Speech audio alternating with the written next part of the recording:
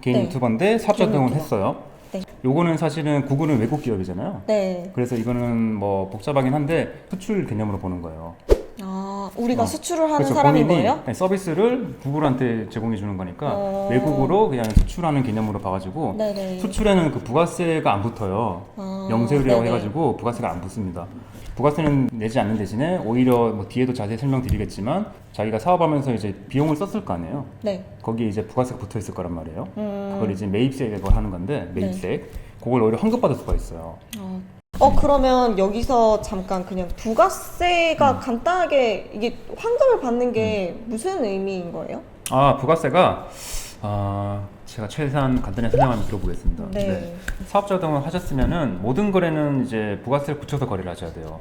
부가세를 붙여서. 예를 들면 저희가 이제 PPL을 제공하고 수익을 발생시켰어요. 네. 그럼 이게 1,000원이야. 음. 1,000원을 받아야 돼. 그러면 나는 사업자 등록을 했으니까 1,100원을 받고 네. 이거 세금계산서 끊어줘야 돼요. 네. 그러면 나는 얼마 벌었어요? 저는 알아요. 1,000원. 1,000원 벌었죠. 돈은 1,100원을 받는데 맞아요. 내가 번 거는 이제 1,000원이에요. 반대로 이거를 PPL을 이제 진행하면서 발생된 비용도 있을 수가 있겠죠. 예를 들면 500원을 제가 지출을 했어요. 당연히 이것도 부가세가 이제 붙어요. 10%니까 550원. 550원인데 이걸 550원을 뭐 누군가에게 주고 대신 이거 세금계산서 나는 받겠죠 이제. 네. 그러면 얼마를 쓴 거예요? 500원이죠. 500원인데 돈은 550원을 줬어요. 네. 대신 이제 부가세를 붙여서 준 거고 그렇죠. 내가 1,000원을 벌었고 100원을 부가세를 받았고 500원을 썼는데 50원을 부가세를 미리 냈어.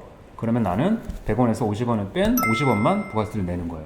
그럼 결국엔 그냥 내가 돈을 어떻게 쓰고 벌었는지 그냥 왔다 갔다 하는 돈이네요. 부가세는. 맞습니다. 제가 거래처분들한테 그렇게 말씀드리는데 부가세는 사실은 내가 내기만 하는 거지 내가 부담하는 세금은 아니에요.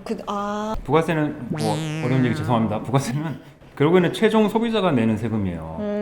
최종 소비자가 부가세를 내야 되는 건데 그거를 이제 그 결제를 한 업주가 대신 그 맞습니다. 10%를 받아서 네. 대신 대신 세금을 내는 거예요. 내주는 거예요. 좋습니다. 네. 그러니까 예를 들면 여러분들이 뭐 커피숍에 가서 커피를 사 드셔도 거기 부가세가 포함이 되어 있어요. 맞아요. 영수증에 보면은 다 적혀 있어요. 그래서 그거를 원래는 10%를 이제 소비세여가지고 부가세가 내가 내야 돼. 내가 나라의 10%를 내야 되는데 소비하는 사람이 그렇죠. 내야 돼요. 이걸 못 내잖아요. 언제 그걸 하나씩 내고 있어요. 네. 그러니까 그거를 커피를 판매하는 사업주가 대신 받아서 나라에다 내는 개념이에요. 이 사업자 등록하신 분들이 이거를 신고 납부해야 될 의무는 있는 건데 네. 부담하는 세금은 아니죠. 네. 근데 이게 사업을 해보시면 아시겠지만 이게 참 와닿지가 않아요. 그럼요. 왜냐면 부가세는 항상 내고 있거든요. 이거 왜 이렇게 많이 나오냐. 돈을 벌었으니까. 뭐 알겠습니다. 그쵸. 근데 어쨌든 자금 흐름 측면이나 이런 것을 보면은 그냥 내 돈 나가는 것 같죠. 부가세는. 부가세 얘기는 진짜 어려운 건데 어쨌든 잘 설명이 되었으면 좋겠습니다. 네. 뭐 편집을 잘 해볼게요. 네. 혹시 그러면 부가세 신고를 안 해도 되는 사람들이 있을까요? 아까 말씀하셨던 면세 사업자도 네네. 있을 것이고. 네.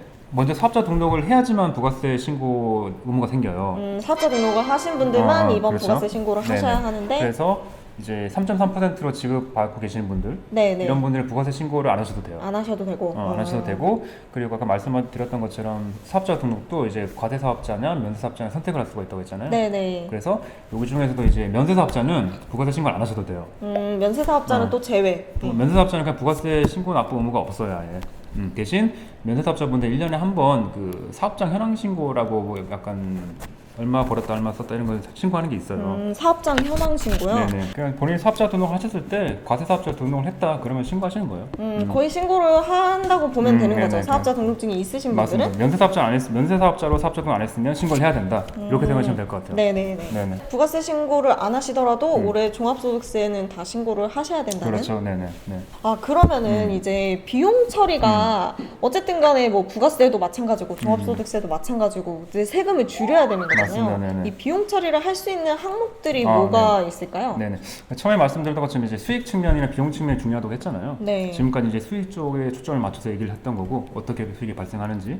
그다음에 이제 비용 쪽을 한번 설명을 드려볼 텐데 비용 처리를 하기 위해서는 원칙적으로 두 가지가 만족이 돼야 돼요. 하나는 사업과 관련돼야 된다. 하나는 적격 증빙이라는 거를 받아야 된다. 적격 증빙. 이 두 가지가 있어야지만 비용 처리가 가능해요. 그냥 쉽게 말하면 내가 이 돈을 사업을 하기 위해서 썼냐 안 썼냐는 거예요. 근데 이게 유튜버 분들 좀 애매한 게 그냥 일반 사업하시는 분들은 이게 좀 구분이 쉬워요. 근데 유튜버 분들이 이게 약간 제가 쭉 보니까 일과 생활이 약간 구분이 좀 모호해요. 약간 모호해요. 취미로 하시는 분들 자기 음. 브이로그 같은 거는 맞습니다. 일상생활인 거잖아요. 극단적인 예로 들어보면은 일반적인 사업하시는 분들은 뭐 해외여행 가고 이런 건 당연히 비용 처리 안 되죠. 그냥, 네. 그냥 개인적으로 놀러 간 거니까. 네네네. 근데 이제 유튜버 분들 중에서 해외여행 유튜버 분들 있잖아요. 그럼 그 비용 처리가 되는 당연히 그거는 거예요? 비용 처리 되는 거죠. 뭐 비행기 값이라든지 가서 쓴 것들. 해외여행 가면 무조건 카메라 들고 찍어야겠다. 알겠습니다. 유튜버마다 이게 좀 차원상이 달라요. 일반 사업자랑 비교를 해서도. 예를 들면 뭐 먹방 하시는 분들 당연히 식재료. 당연히 그거는 이게 찍으려고 하는 거잖아요. 네네. 그건 다 비용 처리 되는 거고. 근데 그냥 먹방이 아니신 분들은 식재료 이런 거는 안 되겠네요. 식대 같은 비용 처리가? 거잖아요. 이건 또 그냥 원칙적으로 말씀드리면 그냥 본인이 혼자 하는데 본인이 식사한 거는 비용 처리가 안 돼요. 왜요? 본인도 어쨌든 간에 내가 일을 하기 위해서 먹는 건데 특히 아. 점심 이런 거는 그렇게 따지면 다 할 수 있는 거죠. 그런가요? 다 그렇게 따지면 다 할 수가 있는 거예요. 뭐 내가 사는 집도 그렇게 될 수도 있는 거고 아, 본인이 혼자 하시는 분들 식대는 비용 처리 안 해주는 게 이제 그 구세청 입장이고 대신 직원분들이랑 같이 먹으면 직원분들을 위해서 내가 복리후생 목적으로 썼다. 그래서 식대는 비용 처리할 수 있는 거고 네. 또 거래처랑 먹었다. 그래서 접대비로 비용 처리가 갈 수 있는 건데 사실 좀 애매하죠. 같은 밥인데. 같은 밥인데 나는 입이 아닌가? 나도 네. 일하는 사람인데. 그리고 이제 또 뭐 뷰티 하시는 분들도 많으니까 당연히 화장품 구입했던 당연히 비용 처리되고 뭐 공통적으로는 뭐 촬영을 하기 위해서 스튜디오를 대관하시는 분들 네. 당연히 되겠죠.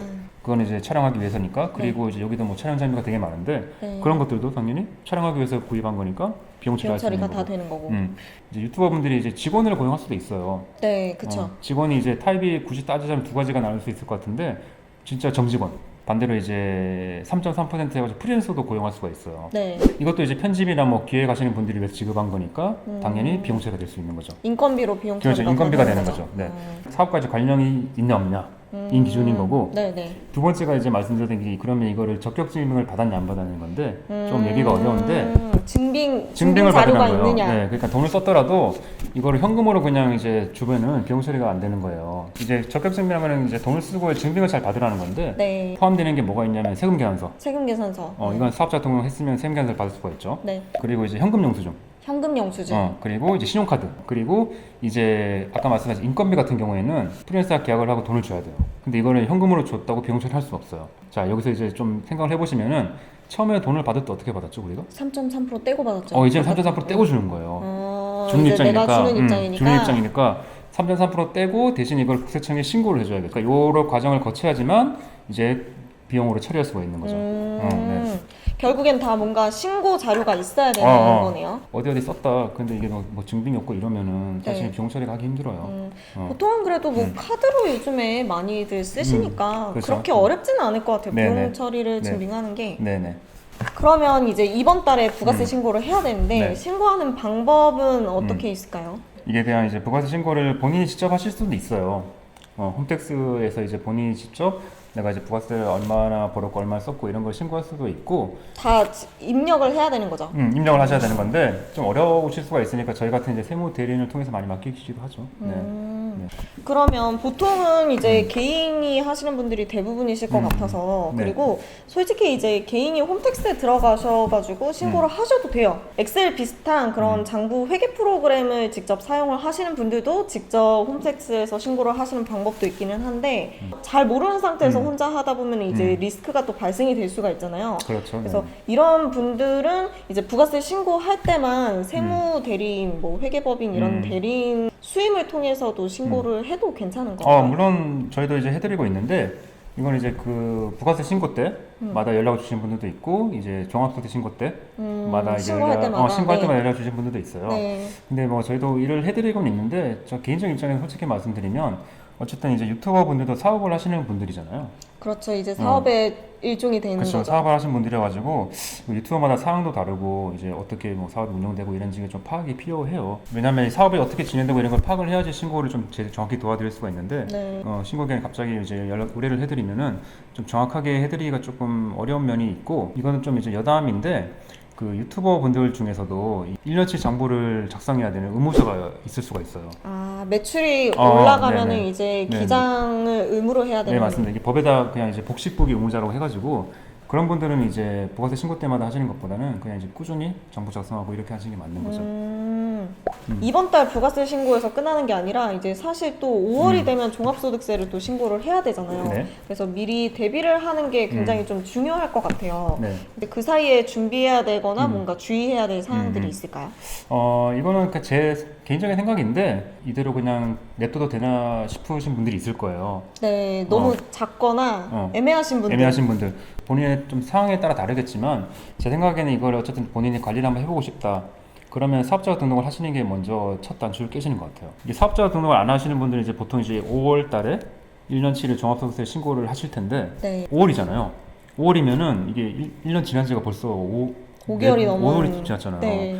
옛날이에요. 거죠, 옛날 사실 거. 본인도 기억이 안 나고 네. 저희 장부 만드는 우리도 기억이 안 나고 그러니까 너무 과거의 일을 갖고 와서 단기간에 처리를 하다 보니까 부작용이 발생해요. 그리고 제일 중요한 거는 어쨌든 본인이 얼마를 벌었고 얼마를 썼고 내가 종합소득세 얼마를 내야 될까 이걸 파악하는 게 중요한데 그나마 사업자 등록을 하신 분들은 그게 관리가 돼요. 영수증도 왔다 갔다 했고 그렇죠, 중간에 그렇죠. 네. 신고도 해봤으니까. 신고했으니까 부가세 신고한다는 결국엔 내가 얼마를 벌었고 얼마를 썼다는 걸 신고한다는 거였잖아요. 그렇죠. 그렇게 돼야지만 내가 이제 그러면 내가 소득이 얼마 정도고 그럼 5월에 종합소득세 이 정도 내겠구나 예상을 할 수가 있는데. 근데 이제 5월에 와서 신고를 해달라고 해요.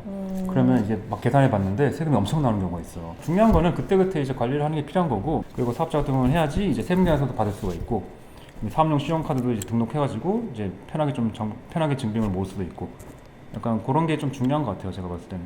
그러면 금액이 적은 분들 중에서 지금 당장 어떻게 해야 될지 모르시는 분들은 그래도 이제 세무회계 대리인을 한번 찾아가 보시는 것도 그게 제일 안전한 방법인 것 같아요. 네, 맞습니다. 네. 지금 회사를 다니고 계시는데 부업으로 유튜브를 했는데 그냥 부업 겸 취미로 했는데 이제 소득이 생긴 거죠. 네. 이런 분들은 기필코 무조건 종합소득세 때 신고를 다 잘 하셔야겠죠. 그건 이제 근로소득이 있으신 분들이잖아요. 네. 근로소득이 있고 이제 거기에 삐져나온 사업소득이 있는 분들이니까 네. 이거는 2월에 연말정산을 하셨던 상관없이 5월에 합쳐서 다시 한번 신고를 하셔야 돼요. 그렇죠. 2월에 하셨더라도 5월에 네네. 한 번 더 신고를 하셔야 된다는 점. 네, 맞습니다. 결론적으로는 그러면 소득이 생기면 세금을 신고를 해야 되고 그리고 세금을 납부를 해야 되고 그 중에서 이번 달에 해야 하는 부가세 신고는 사업자 등록을 하신 분들이라면 무조건 해야 한다. 다만 이제 면세사업자이신 분들은 면세사업자 현황 신고라는 걸 해야 하고요. 부가세 신고는 이제 홈택스에서 하실 수가 있는데 이제 본인이 제대로 이해하지 못했다면 혹은 자신이 없으시다면 세무회계 사무실에다가 이제 수임을 주는 것이 제일 안정적이다. 이렇게 마무리를 하면 될 것 같습니다. 여러분들 모두 대박 나시길 바라겠습니다. 감사합니다. 안녕히 계세요. 감사합니다. 감사합니다. 고생 많으셨습니다. 감사합니다. 네. 좀 쉽게 쉽게 이 가셔야 정도는 알아야 된다. 네. 그래서 종합소득세 신고 때도 한 번 더. 뭐 저도 지금 완전 처음 알았던 거여가지고. 대부분 잘 몰라요. 이거는. 과세 사업자로 이제 등록을 하신 분들은 지금 이게 무슨 소리야 하실 것 같은데. 그렇죠. 네. 그래서 이게